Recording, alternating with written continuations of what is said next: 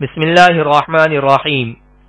صرف 5 منٹ کا مدرسہ قرآن و حدیث کی روشنی میں 173واں دن 23 جمادی الثانیہ. نمبر 1 اسلامی تاریخ.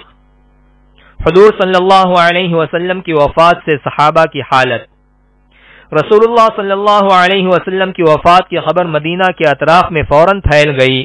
یہ خبر صحابہ کرام پر بجلی بن کر گری. اس المناک حادثے نے صحابہ کرام کو ہمیشہ کے لیے آپ صلی اللہ علیہ وسلم کے چہرے انور کے دیدار سے محروم کر دیا. بڑے بڑے جلیل القدر صحابہ حواس کھو بیٹھے اور ان کی عقلیں گم ہو گئیں. حضرت عمر رضی اللہ عنہ غم کے مارے تلوار نکال کر کہنے لگے، جو کوئی کہے گا کہ حضور صلی اللہ علیہ وسلم کی وفات ہو چکی ہے تو اس کی گردن اڑا دوں گا. مگر ایسے نازک وقت میں حضرت ابوبکر رضی اللہ عنہ نے عقل و شعور سے کام لیتے ہوئے لوگوں کے سامنے ایک مختصر خطبہ دیا اور کہا، اے لوگو، جو شخص محمد صلی اللہ علیہ وسلم کی عبادت کرتا تھا تو سن لے کہ آپ صلی اللہ علیہ وسلم وفات پا چکے ہیں، اور جو اللہ کی عبادت کرتا تھا تو بلا شبہ وہ زندہ ہے اور اسے کبھی موت نہیں آ سکتی. پھر سورہ آل عمران کی آیت تلاوت کی، وما محمد الا رسول قد خلت من قبله الرسل افإن مات او قتل انقلبتم على اعقابكم. حضرت عمر رضی اللہ عنہ کہتے ہیں کہ حضرت ابوبکر رضی اللہ عنہ کی تلاوت سن کر ایسا محسوس ہوا کہ یہ آیت ابھی نازل ہوئی ہے.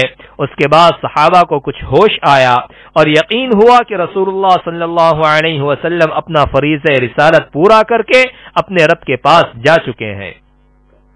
نمبر 2 اللہ کی قدرت. لومڑی کی چالاکی. لومڑی ایک جنگلی جانور ہے. اللہ تعالیٰ نے اس کو کیسا شعور عطا کیا ہے. یہ اپنا مکان زمین کے اندر بناتی ہے اور اس میں آنے جانے کے لیے 2 راستے بناتی ہے اور وہ راستے بہت تنگ ہوتے ہیں. اس کے علاوہ نیچے بھی کوئی نہ کوئی ایسا سوراخ رکھتی ہے جس سے ضرورت پر اپنے آپ کو بچا سکے.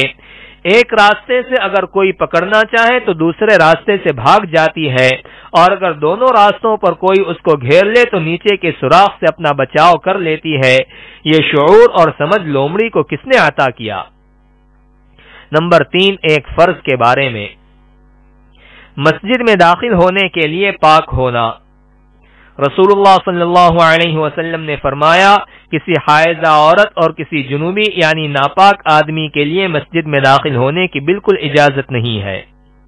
فائدہ: مسجد میں داخل ہونے کے لیے پاک ہونا ضروری ہے. نمبر 4 ایک سنت کے بارے میں. اپنے سامنے سے کھانا کھانا. حضرت عمرو بن ابی سلمہ رضی اللہ عنہ نے فرمایا، ایک دن میں نے رسول اللہ صلی اللہ علیہ وسلم کے ساتھ کھانا کھایا. میں تھالی کے ارد گرد سے کھانے لگا تو آپ صلی اللہ علیہ وسلم نے مجھ سے فرمایا، اپنے سامنے سے کھاؤ.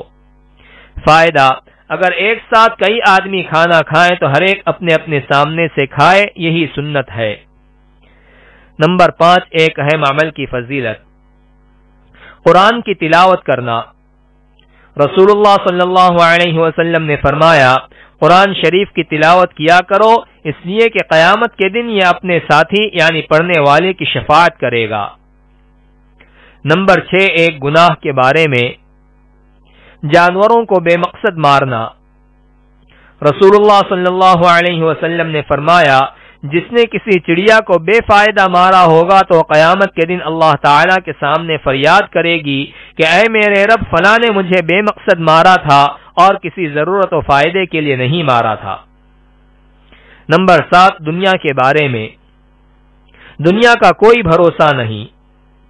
رسول اللہ صلی اللہ علیہ وسلم نے فرمایا، اس دنیا کی مثال اس کپڑے کی سی ہے جس کو شروع سے کاٹ دیا جائے اور آخر میں ایک دھاگے پر لٹکا ہوا رہ جائے تو دھاگا کبھی بھی ٹوٹ سکتا ہے. اسی طرح اس دنیا کا کوئی ٹھکانہ نہیں، کبھی بھی ختم ہو جائے گی. نمبر 8 آخرت کے بارے میں. قیامت کے دن زمین کا لرزنا.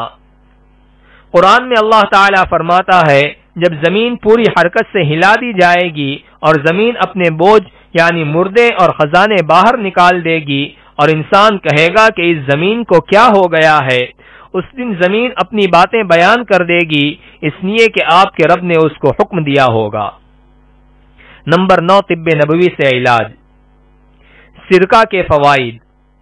رسول اللہ صلی اللہ علیہ وسلم نے فرمایا سرکہ کیا ہی بہترین سالن ہے۔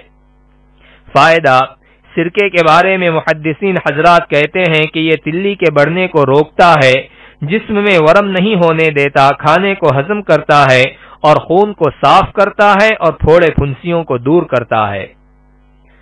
نمبر 10، قرآن کی نصیحت۔ قرآن میں اللہ تعالیٰ فرماتا ہے، اے ایمان والو، تم ایسی بات کیوں کہتے ہو جو کرتے نہیں؟ یہ بات اللہ کے نزدیک بڑی ناراضگی کی ہے کہ تم ایسی باتیں کہو جن پر خود عمل نہ کرو۔